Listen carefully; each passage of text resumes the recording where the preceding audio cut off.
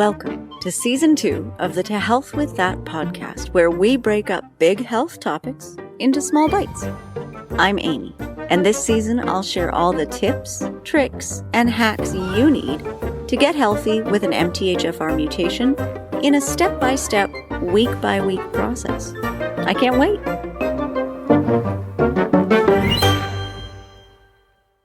This week, let's talk about what to do when your detox symptom picture arises.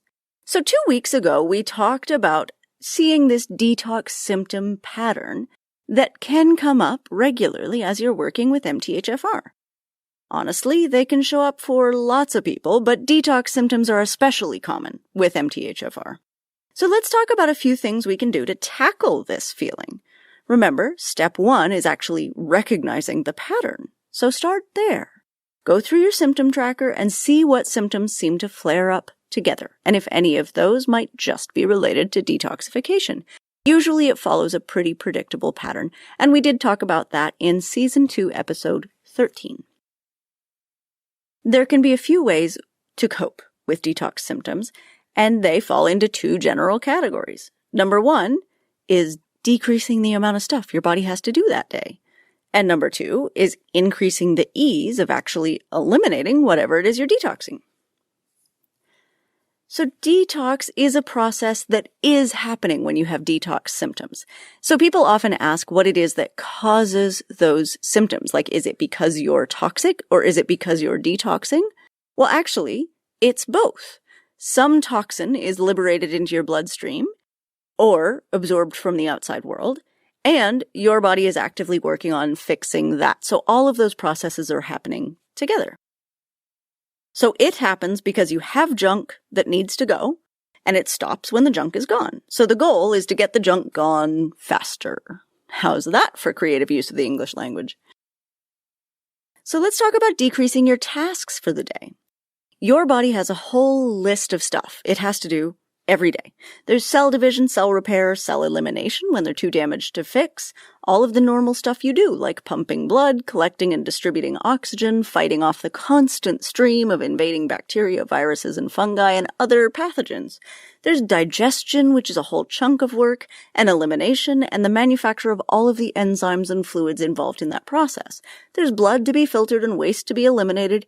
It's hard work running your body. There's lots of things on the list every day. Of course, as the wearer of the meat suit, you don't have to think about any of that, right? You can just happily go about doing all of the things you normally do while your body handles it.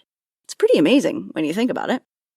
So on days when detox symptoms are coming up and you haven't had a big exposure, like you didn't go out drinking all day or drive all day in a formaldehyde-soaked new car or accidentally eat the lead paint, then it means your body has just got too much on its plate that day. The stuff on your body's plate is what I like to refer to as your bucket.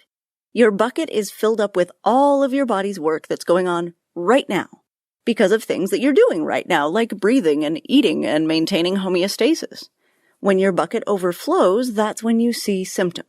And these detox symptoms are no exception. Your bucket's too full.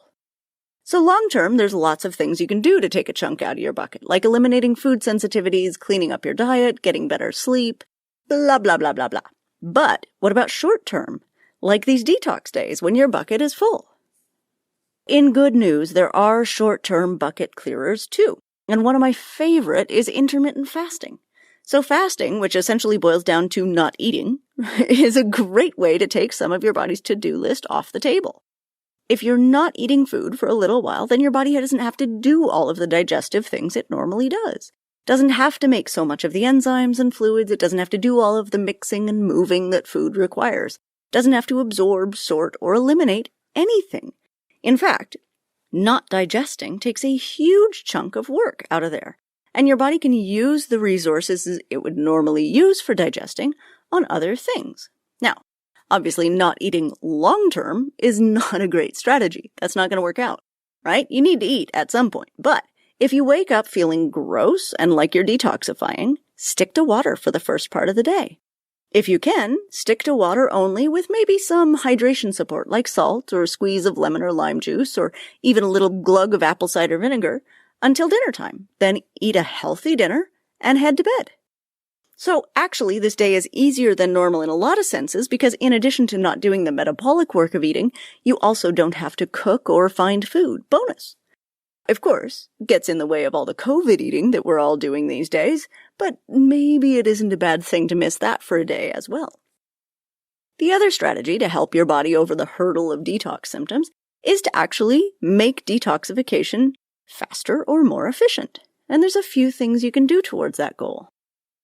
One of them is liver support. The best liver support for this type of day is something gentle like a detox tea, or a digestive aid like bitters, or apple cider vinegar, or a digestive enzyme with ox bile before meals. These are gentle little things that are unlikely to push you further into symptom territory, but they will give your liver just a little bit of a hand to get through whatever it's working on this particular day. I don't suggest liver support supplements unless you're working with a practitioner, simply because for MTHFR folks, some of the liver support supplements push just a little bit too hard and actually cause symptoms instead of helping to resolve them. There's a number of gentle detox aids as well, and I've talked about a lot of them before. These are ways that you can physically help your body to detox without pushing your liver or detoxification pathways too hard. In fact, these things will help when you have symptoms. My favorites, and you've heard these before, number one is sweating it out, right? Sweating is a great way to boost circulation and to eliminate small amounts of toxins, including heavy metals, which MTHFR folks have a really hard time with because they do need to be methylated. So sweating it out can be accomplished in a wet sauna, a dry sauna, a hot bath, a hot car, even after a great workout. Just make sure you wash the sweat off afterwards because we do reabsorb lots of things through our skin. Also, you'll smell better. Castor oil. Castor oil is a favorite old-timey remedy and one of the most effective things you can do to support detoxification. Not internally, mind. You would regret that. But it can be applied topically. My favorite way to use it is to slather up before bed, put on my castor oil pajamas, and go to sleep like that.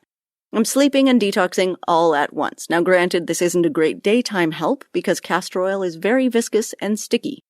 But if you want a refresher on castor oil, I did talk quite about it in Season 1, Episode 24 on gentle detox strategies. Fiber or clay. Fiber, clay, or any other binder like active charcoal can be taken internally, although be sure that you're using a clay that is food grade and not just, clay you scraped out of your backyard.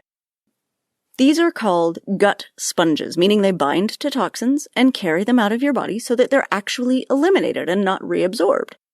We're thrifty creatures. We like to pick things out of the trash, right? It's a human thing to do, especially if those things look like fats or other precious resources. So hormones that need to be eliminated are especially susceptible to this reabsorption because they're built on a cholesterol background and our bodies have been well trained through the millennia to keep cholesterol around. Fiber and clay both have big, porous structures, like a sponge, and toxins kind of get stuck to them and then can't be reabsorbed. So that helps in a very real, very tangible, very immediate sense. Magnesium is another helper. It's a mineral and it's very common to be deficient. Your body uses more of it when you're detoxifying, and taking magnesium can help if you get stuck somewhere or stalled out. Also, magnesium helps to encourage healthy bowel movements, muscle relaxation, and sleep. I prefer to take magnesium before bed, but a small dose in the morning can help also with physical relaxation and anxiety, as well as the detoxing. And antioxidants. So when your body's doing a lot of extra work, it's also creating a lot of extra free radicals. And detoxification is no exception to this rule. So also, with MTHFR, our master antioxidant, called glutathione, can be compromised. So bolstering this whole system is a really good idea. I'm not married to any one antioxidant, and actually I prefer to rotate through different ones because each has an affinity for a different type of tissue. So essentially, when I buy an antioxidant product, I buy something different each time. I'll go from vitamin C to vitamin E to something like resveratrol to a mixed bag. The more coverage, the better. It's like an umbrella, right? Bigger and more variety of umbrellas is actually better coverage than one small one. We talked a lot about antioxidants and glutathione in Season 1, Episode 14. And if you need a refresher, that's a great place to start. Thank you so much for listening today. And the holidays are coming up, so remember, keep your stress levels low. It's supposed to be a joyful time of year. Thanks. Thanks, guys. Bye-bye.